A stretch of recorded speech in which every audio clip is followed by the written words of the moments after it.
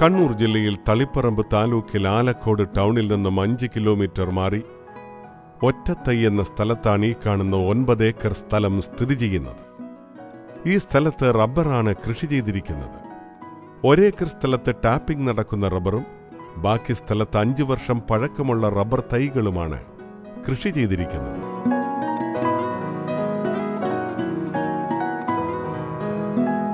കൂടാതെ തെങ്ങ്, കവുങ്ങ് തുടങ്ങിയ മറ്റ് ഫലവൃക്ഷങ്ങളും ഇവിടെ സമൃദ്ധമായി വളരുന്നു.